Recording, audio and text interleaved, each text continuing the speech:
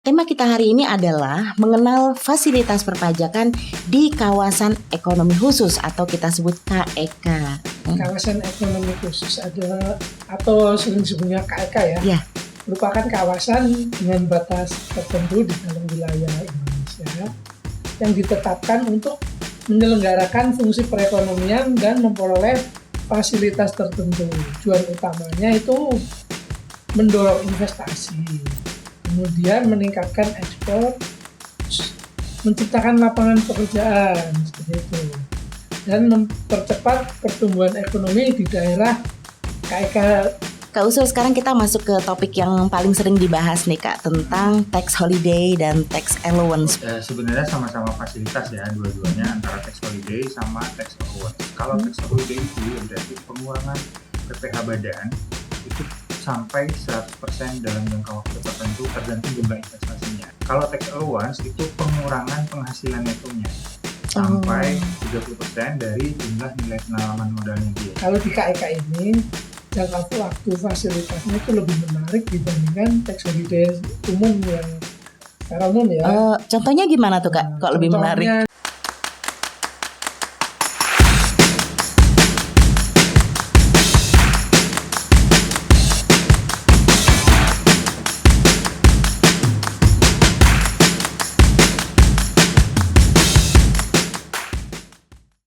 Assalamualaikum warahmatullahi wabarakatuh. Halo kawan pajak dimanapun berada.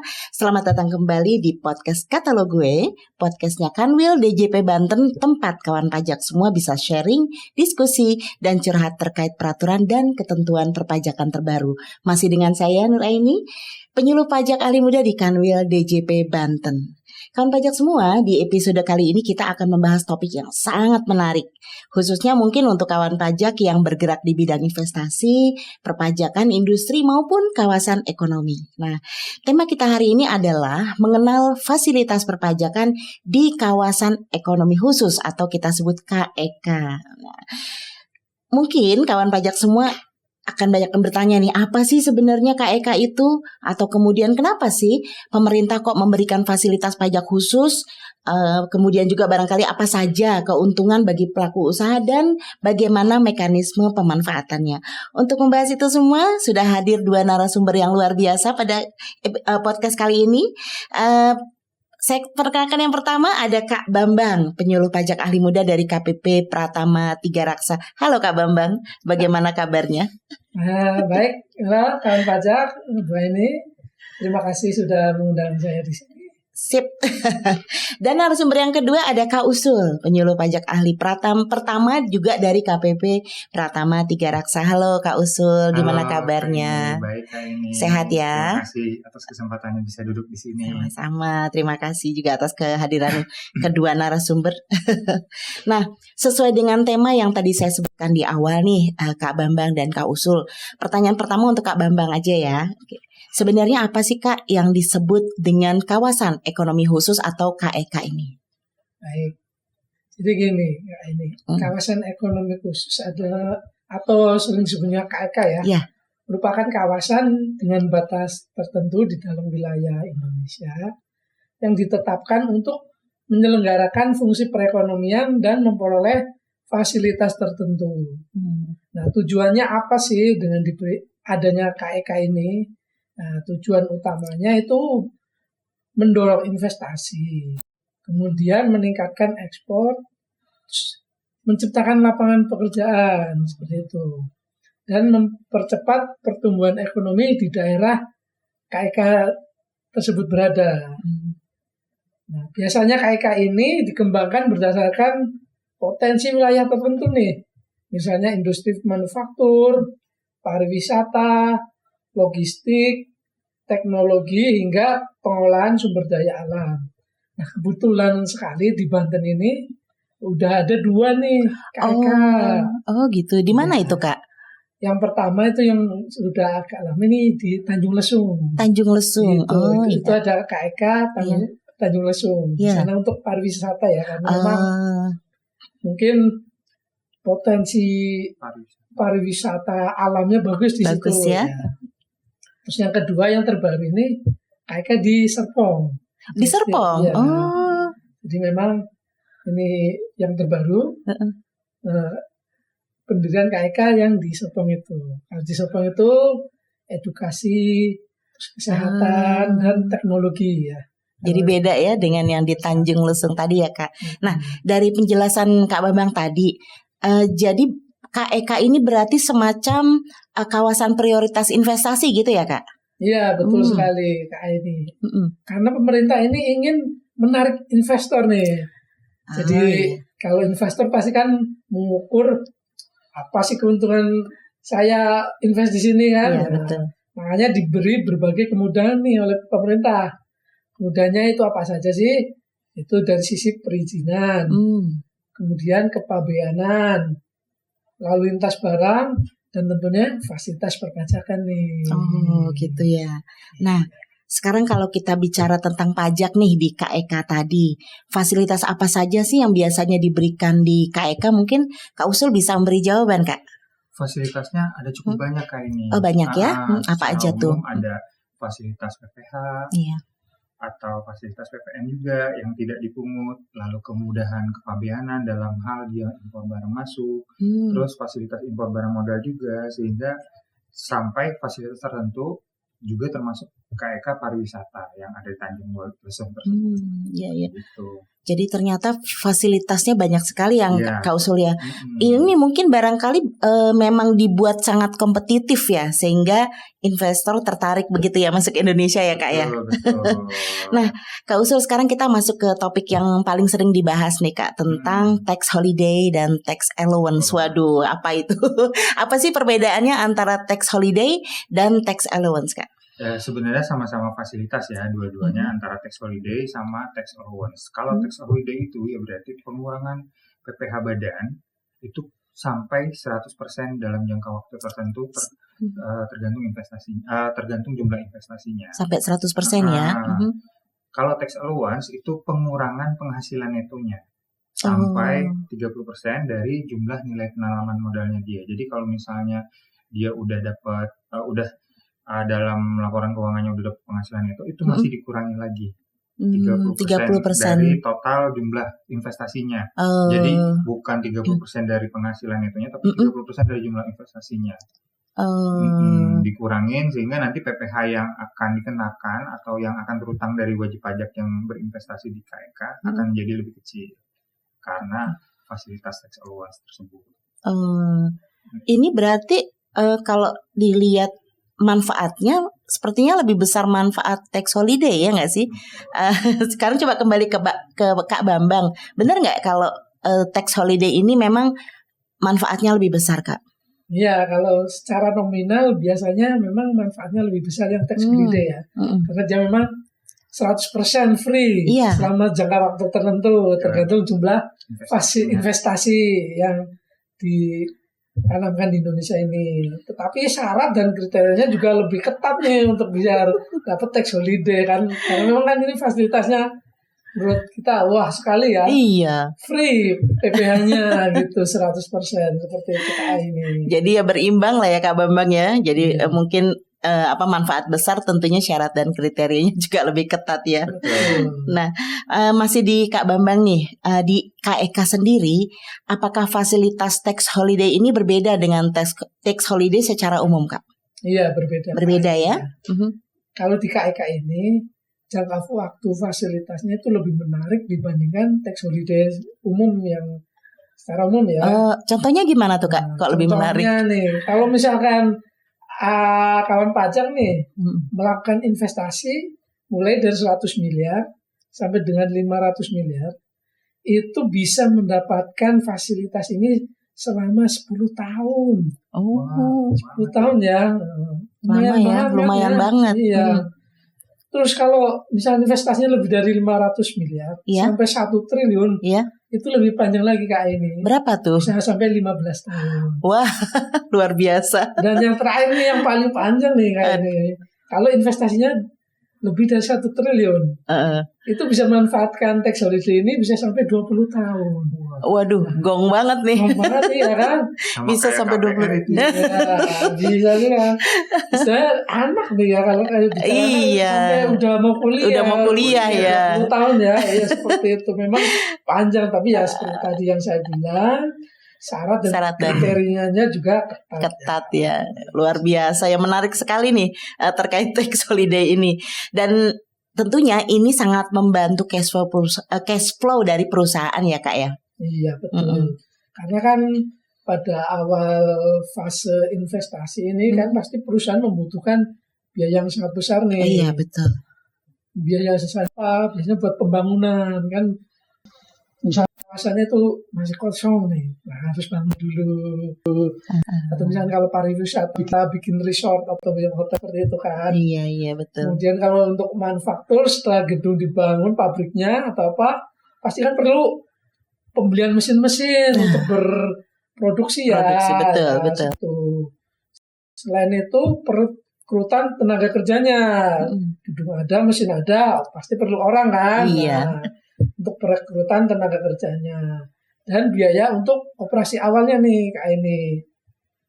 Nah dengan adanya fasilitas ini pengurangan pajak tadi ya, tax holiday, non-tax allowance, diharapkan perusahaan ini mempunyai ruang finansial yang lebih besar sehingga lebih dapat mengembangkan bisnisnya lagi ke depannya seperti itu. Wah, mantap ya, luar biasa sekali. Sekarang saya kembali ke Kak Usul nih. Kalau untuk tax allowance sendiri itu gimana Kak? Nah, kalau tax allowance tadi, yaitu dia diberikan pengurangan penghasilan neto sebesar 30% dari nilai investasinya. 30% itu juga mungkin diberikannya secara bertahap, tidak langsung. Tidak langsung ya. Misal selain itu juga selain ada pengurangan penghasilan neto 30% itu ada juga percepatan penyusutan. Jadi kita dikasih biaya yang cukup besar. Jadi dengan percepatan penyusutan misalnya kalau misalnya barang itu penyusutannya 4 tahun jadi 2 tahun. Kalau yang 8 tahun jadi 4 tahun gitu. Sehingga nanti beban penyusutannya lebih cepat dan lebih besar penyusutan sehingga nanti mempengaruhi juga tuh jumlah penghasilan netonya dari biaya yang dipercepat dan diperbesar itu. Lalu ada juga kompensasi kerugiannya jadi lebih panjang. Sama ada tarif PPh untuk dividen tertentu. Gitu Kak Aini. Tapi apakah semua perusahaan nih Kak otomatis dapat fasilitas ini Kak? Oh belum tentu. Oh belum tentu ya. Sama kurang lebih sama kayak tax holiday. Semua itu ada proses pengajuan dan evaluasi. Jadi nggak bisa serta-merta, aku mau nanam begini terus ini, tidak, harus ada seleksi dulu, pengajuan dulu, diseleksi terus nanti ada proses evaluasinya. Jadi ada S dan K berlaku syarat dan ketentuan. Perusahaan juga harus memenuhi kriteria bidang usahanya, nilai investasinya, sama realisasi investasinya serta kesesuaian kegiatan usaha. Kalau misalnya tadi kan di Banten tuh ada 2 ya, Tanjung Lesung sama yang di Serpong. Nah kalau untuk bidang usaha pariwisata yang bisa dipakai untuk kawasan ekonomi khusus di Serpong. Karena Serpong tidak memfasilitasi KEK untuk bidang pariwisata. Jadi harus sesuai ya. Betul. Nah kembali lagi ke Kak Bambang nih. Sekarang kita lanjut membahas yang sering membuat orang penasaran Kak, terkait prosedur pengajuan fasilitas di KEK. Itu gimana Kak di KEK? KEK ya. Saat ini memang prosesnya itu terintegrasi dengan BKPM ya. Kementerian Investasi ya. Dan BKPM. Jadi kawan pajak ini atau yang investor ini harus mendaftarkan dulu melalui OSS. Secara umum alurnya pengajuan permohonan fasilitas ini diajukan melalui OSS. Portal OSS. Portal OSS ya yang dimiliki BKPM. Terus nanti dilakukan pemeriksaan kelengkapan. Nah, apabila memenuhi syarat dan ketentuan yang tadi itu, maka diterbitkan penerbitan persetujuan fasilitas tadi. Setelah mendapatkan, ini kan mulai nih bangun apa, terus mulai ini setelah perusahaan mulai beroperasi, dan sudah berproduksi komersial nih, Komersial. baru dilakukan permohonan pemanfaatan fasilitasnya. Seperti itu. Jadi beroperasi dulu ya, berproduksi dulu ya, Iya. baru nanti ada permohonan pemanfaatan fasilitas. Betul. Berarti ada 2 tahap ya Kak ya, ada pemberian fasilitas, kemudian ada pemanfaatan fasilitas gitu ya Kak? Iya betul sekali. Karena kan dengan adanya tahap-tahap tadi itu, ini pemerintah ingin memastikan nih bahwa investasi itu benar-benar direalisasikan. Ini sesuai nggak dengan yang waktu mendaftar. Iya. Seperti itu. Jadi memang ketika ikut ini ya mendaftar untuk fasilitas ini kan harus memenuhi persyaratannya. Iya. Ketika akan memanfaatkan ya diverifikasi dulu kan pastinya Iya, kan ini beneran nih udah sesuai dengan janji-janjinya dulu nggak ketika Iya. mendaftarkan untuk mendapatkan fasilitas seperti itu Kak ini. Jadi bener nggak sih? Salah gunain Iya, sekali, kan? betul. Biar tepat sasaran juga. Nah sekarang kembali ke Kak Usul nih. Tadi ada tahap pemeriksaan dulu ya. Nah sebenarnya apa aja sih yang biasanya diperiksa Kak? Biasanya pertama kantor pusat itu melakukan kesesuaian dengan kegiatan usahanya. Ketika dia ngajuin permohonan fasilitas itu dicek juga, ini benar nggak kegiatan usahanya sesuai dengan yang dia sampaikan. Terus ada juga ketika dia mengajukan itu kan dia mau ada komitmen tuh mau investasi berapa. Terus kita lihat benar nggak penanaman modalnya udah sejumlah dengan yang sudah dia komitmen sebelumnya, gitu. Terus sama mengecekkan tanggal mulai berproduksi komersialnya sudah sesuai apa belum. Dicek juga ya tanggal mulainya. Sama ya. serta kesesuaian dengan rencana investasi awal. Ketika dia mau melakukan pemanfaatan fasilitas KEK tersebut. Nah kalau kemudian nih Kak, ada perusahaan yang menolak pemeriksaan. Nah itu gimana tuh Kak? Ya berarti permohonan nggak bisa diproses dong. Iya, gimana kita mau memberikan fasilitas sementara dia tidak memberikan kita untuk melakukan pengecekan tadi. Ya. Jadi transparansi dan kepatuhan itu sangat penting. Gitu. Makanya memang perlu melalui proses itu ya Kak ya. Oke, kembali ke Kak Bambang. Selain hak nih Kak berupa yang fasilitas tadi, nah tentunya ada kewajiban juga dong ya. Kira-kira apa tuh Kak kewajibannya? Ya tentu ya. Kalau ini kayak dua mata sisi ya. Ada sisi mata iya betul. Ada hak, ada kewajiban. Iya. Tentu saja ada ya. Nah di sini perusahaan yang memang memanfaatkan fasilitas itu memiliki kewajiban di antara menyampaikan laporan realisasi investasinya dan juga laporan produksi secara berkala nih Kak ini. Nah kalau tidak melapor, DJP dapat menerbitkan surat teguran. Tapi ketika sudah ditegur nggak ada respon, bahkan bisa melakukan pemeriksaan. Siap.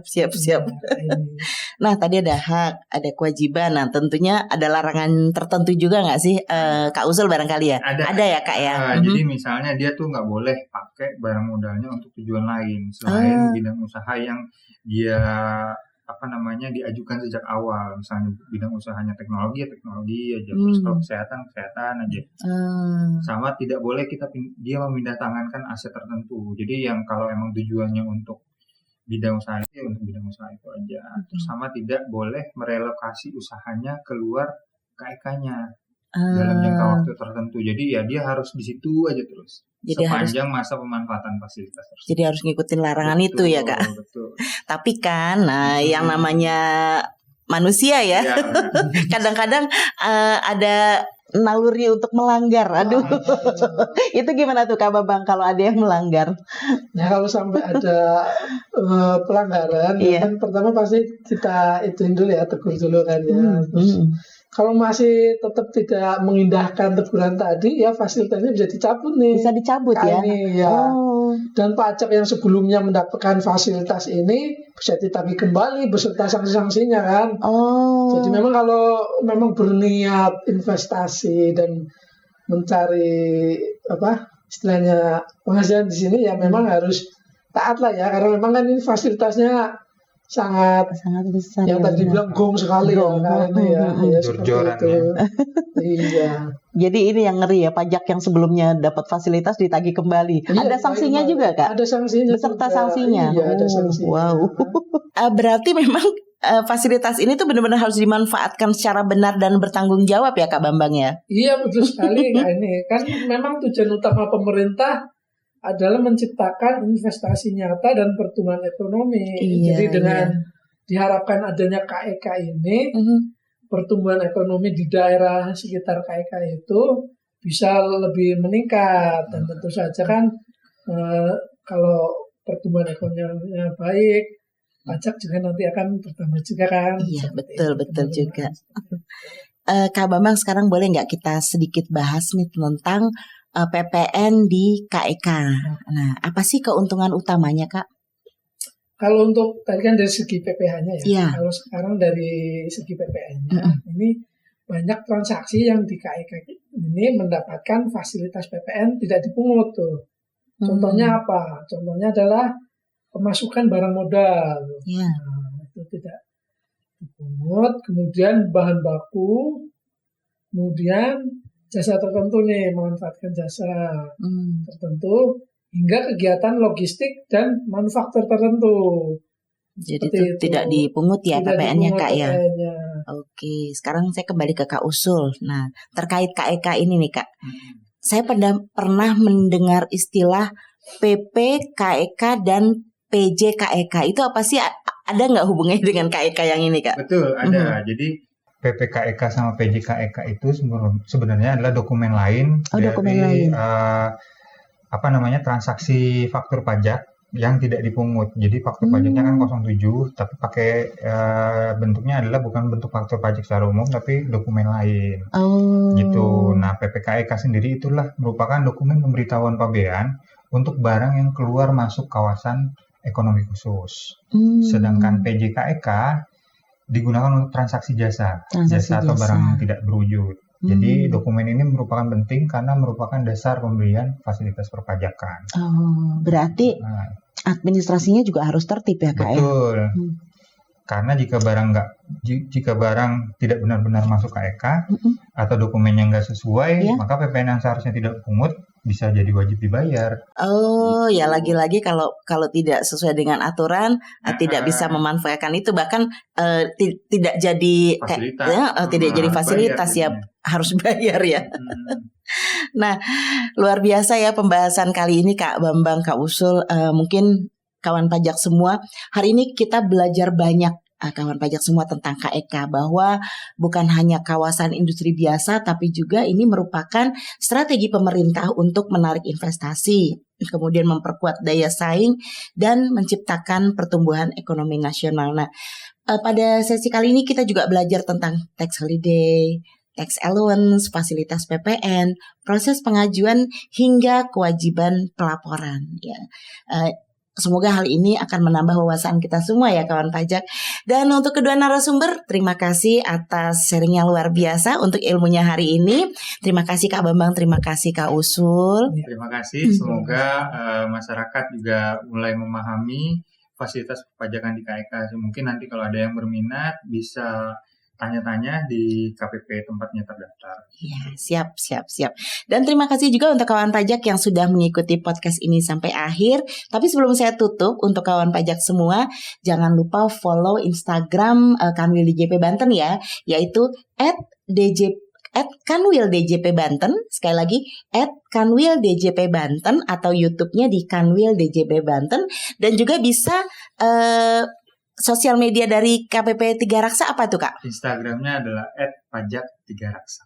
@pajak3raksa. Ada YouTube-nya juga Kak? YouTube-nya juga Pajak3Raksa. Pajak3Raksa. Begitu ya kawan pajak, jangan lupa follow dan juga ajak teman-teman saudara untuk follow akun media sosial dari Kanwil DJP Banten dan juga KPP 3 Raksa. Baik, sampai jumpa di episode berikutnya dengan pembahasan perpajakan yang tentunya akan semakin menarik dan informatif. Saya pamit undur diri. Wassalamualaikum warahmatullahi wabarakatuh. Bye-bye.